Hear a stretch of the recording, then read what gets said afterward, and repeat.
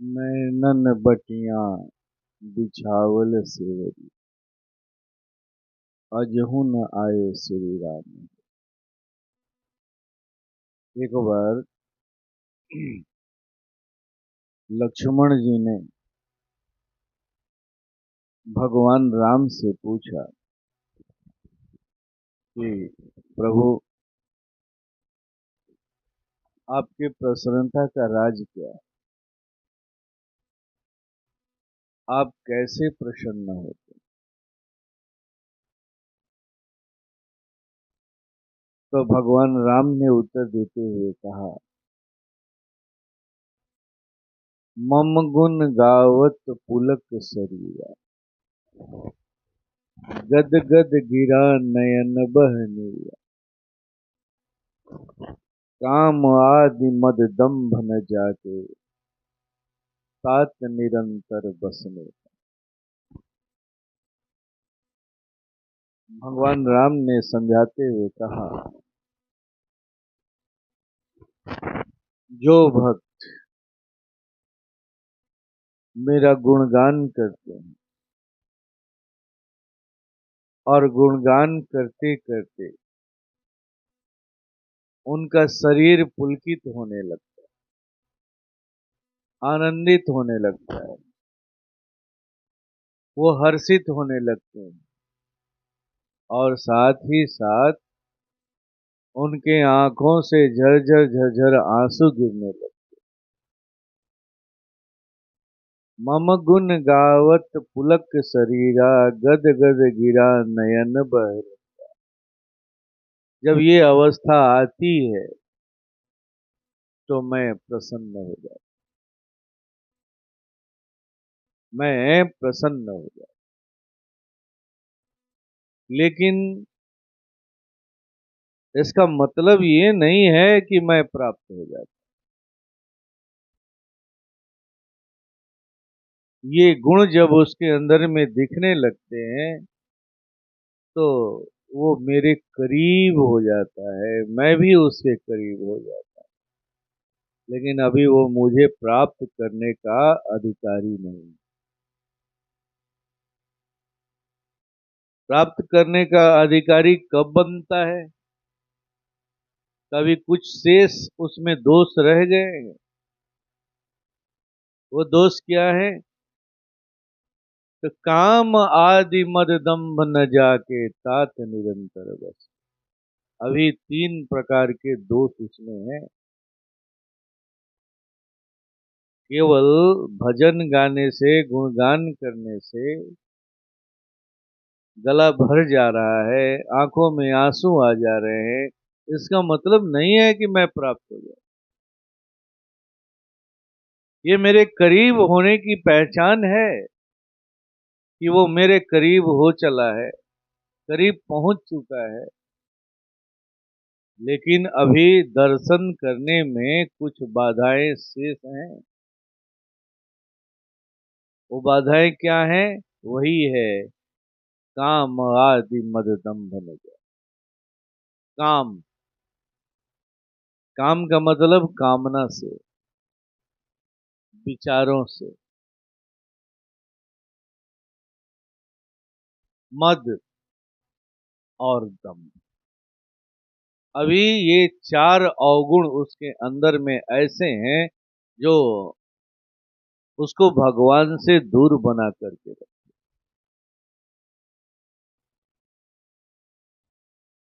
पहला है काम। काम, काम का मतलब विचार से है। इसे ही हमें मिटाना है, इसे भी समाप्त करना है। हमें विचार रहित होना है। उनको पाने का शर्त क्या है? वो एक जगह और कहते हैं अपने पाने के शर्त के बारे में। उन्हें कौन पा सकता है?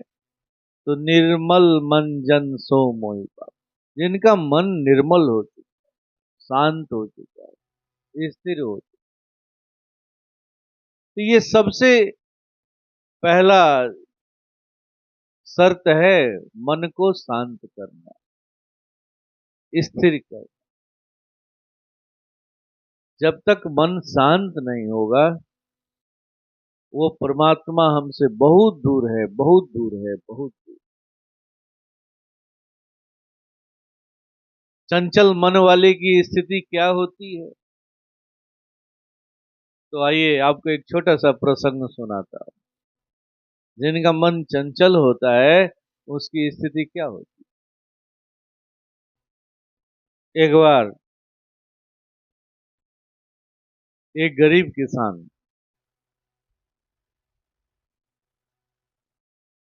के बीच में अक्सर उसकी पत्नी के साथ लड़ाई हुआ करता था। बहुत परेशान रहता, बहुत परेशान रहता। एक बार भगवान ने सोचा कि चलो पृथ्वी लोक का दर्शन किया जाए।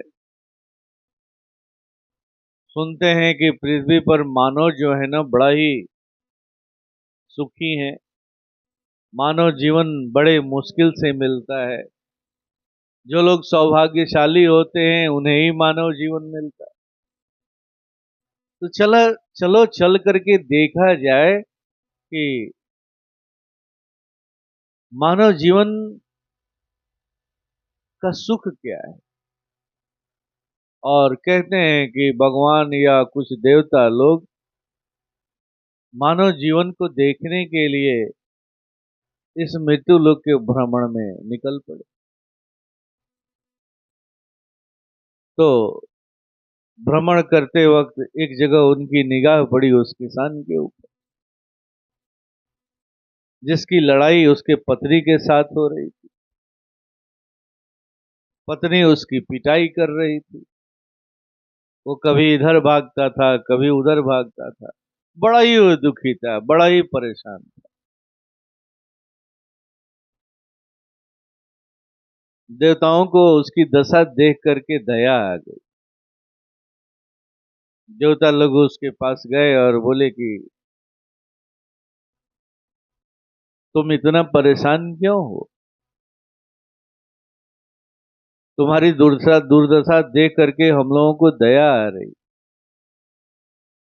चलो इस मानव योनि में रह के क्या करोगे? इतना बड़ा कष्ट है तुम्हें, दुख है। चलो तुम्हें हम लोग स्वर्ग में लेकर के चल, तुम्हें वहां पर किसी प्रकार का कोई कष्ट नहीं होगा, कोई दुख नहीं होगा, कोई तकलीफ नहीं। किसान सुन करके बड़ा खुश हुआ। हाँ चलो, यहाँ पर तो मेरा जीवन नरक की तरह हो चुका है। जब देखो तब ये झगड़ा करते रहती है, यहाँ तक कि वो हाथ भी उठा देती है, मारपीट भी करती है। एक गिरोह बना ली है बच्चों के साथ, उसके साथ साथ बच्चे भी हावी हो जाते हैं। और उसने स्वीकार कर लिया कि हाँ, आप लोग मुझे अपने लोक में चले, लेकर के चले। कहते हैं कि देवता लोग उस किसान को लेकर के स्वर्ग लोक में आए। जैसे ही स्वर्ग लोक में प्रवेश किए, तो एक बड़ा ही सुंदर सा उपवन था। उस उपवन के एक वृक्ष के नीचे उसे विश्राम करने के लिए बोले कि आप अभी फिलहाल यहीं पर विश्राम करें, तब तक आपके रहने की व्यवस्था हम लोग करके आए। कहते हैं कि वो किसान उस सरोवर में, क्षमा करेंगे, उस उपवन में एक वृक्ष के नीचे बैठ गया। चारों तरफ सुगंध ही सुगंध था, वातावरण बड़ा ही सुंदर था। बड़ी सुकून और शांति का अनुभव कर रहा था। इधर देवता लोग उसके रहने की व्यवस्था करने के लिए उसे अकेला छोड़ करके चले गए। किसान उस वृक्ष के नीचे बैठ करके बड़ा ही आनंद का अनुभव कर रहा। उसके मन में एक विचार आया कि काश यहाँ पर एक पलंग होता, महल की और कमरे की क्या जरूरत है, इतना सुंदर वातावरण है, इतनी सुंदर व्यवस्था है यहाँ पर, बस एक अभाव है पलंग का। काश एक पलंग होता तो मैं उस पर लेट करके थोड़ा विश्राम करता। दरअसल किसान इस बात को नहीं जानता था कि जिस लोक में था उस लोक का नाम स्वर्ग लोक। और स्वर्ग लोक की खासियत क्या है? तो खासियत यही है कि जो आप चाहेंगे, जो आप सोचेंगे, वही चीज हाजिर है। क्योंकि परमात्मा ने ऐसा छूट दे रखा है स्वर्गवासियों को कि तुम्हें जो चीज चाहिए केवल कल्पना करोगे, विचार करोगे, वो चीज तुम्हारे सामने हाजिर है। किसान इस रहस्य को तो जानता नहीं था। मन ही मन जैसे ही सोचा कि काश एक पलंग होता, बस पलंग हाजिर हो गया। जैसे ही पलंग हाजिर हुआ, बड़े आराम के साथ किसान उस पर लेट गया, कुछ देर तक विश्राम करते रहा। फिर थोड़ी देर के बाद किसान के मन में एक विचार उठा कि काश कुछ दास दासियां होती जो मेरी सेवा करती, पैर दबाती। जैसे ही किसान ने ये दूसरा विचार उत्पन्न किया, दास दासियां भी प्रकट हो गई, उसकी सेवा करने लगी, पैर दबाने लगी। किसान बड़े मजे से आराम करने लगा, बहुत ही उसे अच्छा लग रहा था। फिर थोड़ी देर के बाद एक तीसरा विचार पैदा हुआ। उसे याद आया कि अगर मेरी पत्नी इस दृश्य को देख लेगी कि कोई पराई स्त्री मेरी सेवा कर रही है, मेरा पैर दबा रही है, तो मेरी पिटाई जरूर करती। और जैसे ही ऐसा उसने सोचा, बस उसकी पत्नी हाजिर हो गई। क्योंकि वो स्वर्ग लोक है भाई, जो कल्पना करोगे वो हाजिर है। और लगी उस किसान की पिटाई करने, गाली गलौज करने, मेरे रहते तुम पराई स्त्री से सेवा करा रहे हो, तरह तरह के लांछना लगाने लगी। और भगदड़ मच गया। जब हो हल्ला मचा, भगदड़ मचा, तो देवता लोग भी वहां आ गए। भाई स्वर्ग लोक तो इतना शांत जगह है, यहाँ पर ये भगदड़ कैसे हो गया? जब वो लोग आए तो बात उन्हें समझते देर नहीं, और फिर उन्होंने उस किसान को फटकारते हुए कहा कि अरे मूर्ख, ये जानते नहीं हो कि ये स्वर्ग लोक है? यहां पर वही ठहर सकता है जो विचार रहित हो, जिसके अंदर में कोई कामना न हो, जिसका मन स्थिर हो चुका हो, मन शांत हो। अगर मन स्थिर नहीं है, मन शांत नहीं है, तो तुम्हें स्वर्ग भी दे दिया जाए तो तुम स्वर्ग को नरक बना दोगे।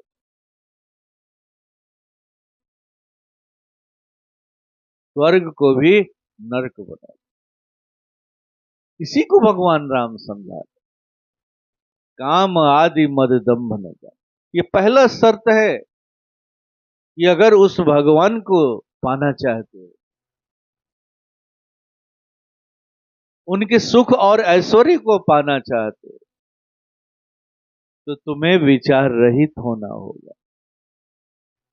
मन को शांत करना पड़ेगा, स्थिर करना।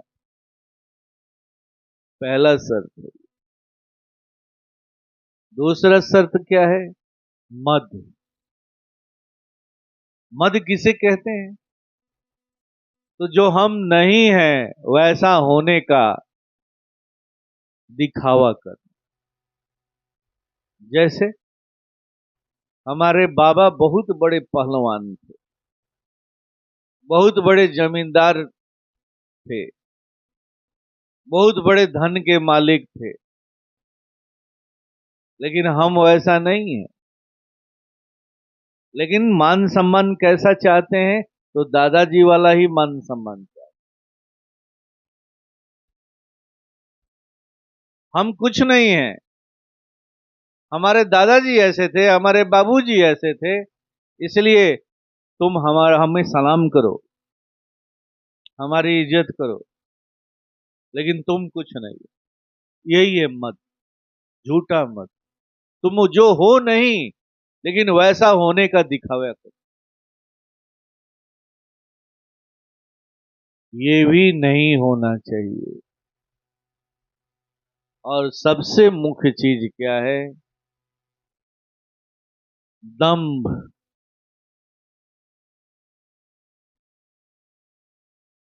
दंभ किसे कहते हैं? तो यहां भी मत से ही मिलता जुलता वो चीज है। हम बहुत बड़े भक्त होने का दावा करते हैं, लेकिन हम भक्त नहीं। उस भक्त में ईर्ष्या द्वेष भरा पड़ा है। इसका सबसे सुंदर उदाहरण कौन है? तो रावण। रावण का चरित्र कैसा था? तो भगवान शिव का बहुत बड़ा उपासक, भगवान शिव का बहुत बड़ा भक्त। कहते हैं कि उससे कोई बड़ा भक्त नहीं। न जाने कितनी बार वो अपने मस्तक को काट करके चढ़ा चुका था। इतना बड़ा भगवान शिव का वो भक्त था। लेकिन अगर कोई दूसरा कोई भगवान शिव की आराधना करता था तो उसे वो करने नहीं। ऋषि मुनि संत महात्मा जो जंगलों में यज्ञ किया करते थे, हवन किया करते थे, पूजा पाठ किया करते थे, तो उनके यज्ञ को वो निष्फल कर देता, हड्डियां फिकवा दिया करता, भ्रष्ट कर दिया करता। उनके यज्ञ को हवन को सफल नहीं होने। ये कैसी भक्ति है? अगर आप भी ऐसी भक्ति अगर करते हैं और चाहे कि ईश्वर को प्राप्त कर ले, तो आपके जीवन में कभी भी ईश्वर नहीं प्राप्त होने वाला, याद रखिए। ये कैसी भक्ति? मैं आपसे पूछूं कि आपके पिता का कोई गुणगान कर रहा हो, कोई पूजा कर रहा हो, तो आप खुश होंगे कि नाराज होंगे? प्रसन्न होंगे। फिर रावण की भक्ति कैसी भक्ति? जिसे वो अपना इष्ट मानता है, जिसे अपना भगवान मानता है, जिसकी वो आराधना करता है, जिसके लिए तपस्या करता है, और उसी के लिए कोई दूसरा कोई तपस्या कर रहा है, कोई पूजा आराधना करता है, तो उसको पूजा आराधना नहीं करने देता। कैसी भक्ति है? यही है दम्भ। अगर आप भी, आपके लोगों के बीच भी अगर ऐसा स्वभाव है कि आप तो पूजा पाठ करते हैं, लेकिन दूसरे को करते हुए देखना नहीं चाहते, या दूसरा कोई पूजा पाठ कर रहा है तो उसके प्रति ईर्ष्या रखते हैं, द्वेष रखते हैं, उसकी शिकवा शिकायत करते हैं, तो ऐसी अवस्था में याद रखिए पूरा जीवन बीत जाएगा, वो भगवान प्रसन्न होने वाले नहीं। चाहे वो अपना सर भी क्यों न चढ़ा दे आप। यही 3 संदेश भगवान राम ने। उन्होंने कहा कि पहला शर्त तो यही है कि मेरे गुणगान करने से उसका शरीर पुलकित होने लगे, हर्षित होने लगे, आनंदित होने लगे, उसकी आंखों से आंसू आने लगे। ये पहला शर्त है। लेकिन दूसरा, तीसरा और चौथा शर्त भी है। वो क्या है? तो विचार रहित होना पड़ेगा। मद और दंभ से बचना होगा।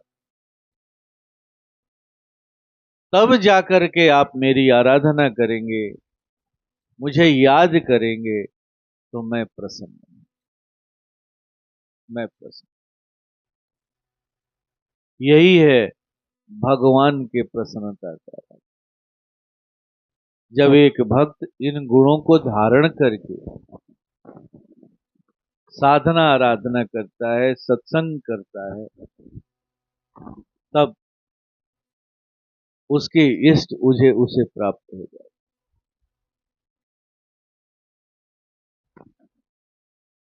उसे प्राप्त। और ये सत्संग हमें यहीं पहुंचाएगा। आइए हम लोग भी वो साधना करें, वो क्रिया करें जो हमें हर तरह से निर्मल बना, हर तरह से निर्मल बना। वो सारे शर्तों को पूरा कर, जिन शर्तों को भगवान राम ने रखा, सारे शर्तों को पूरा। हमारे अंदर में परिवर्तन घटित होता है। इसके लिए आवश्यक है कि हम सब सीधी तरह से बैठ जाएं,